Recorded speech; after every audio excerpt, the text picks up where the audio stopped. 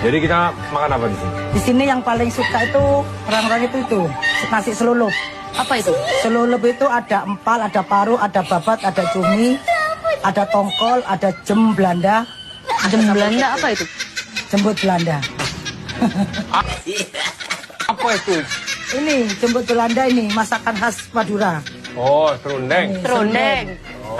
Ini cuminya kalau musim ngaceng-ngaceng. Maksudnya? Ini bertelur ini. Oh. Cumi bertelur. Yang suka-suka orang cumi ngaceng gini. Oke.